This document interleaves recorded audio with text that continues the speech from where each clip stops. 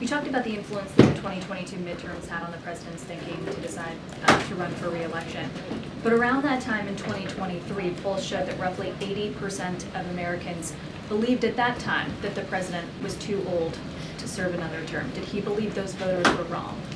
What he believed is what 14 million voters decided in the primary, to make him, and the vice president, obviously she was on the ticket, the nominee. That's what happened. 14 million for this current past primary. 14 million Americans decided that. So they made their decision on who they wanted. They did. That was decided.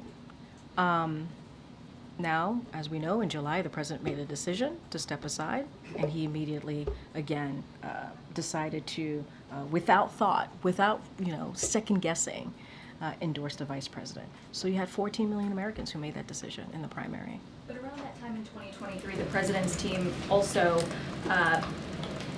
very firmly encouraged other rising stars, luminaries in the party, people who had participated in the primaries in the 2020 cycle, to rally behind the president and not to consider their own ambitions. Was that the wrong call? I'm not going to get into conversations. I'm not going to get into that reporting.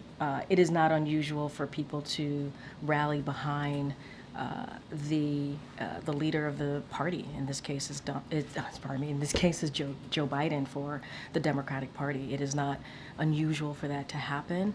I'm not going to relitigate or get into what was said, not said. I actually don't have any information on that.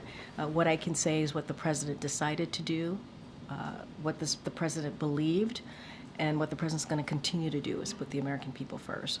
That is the most important thing for him. Does the president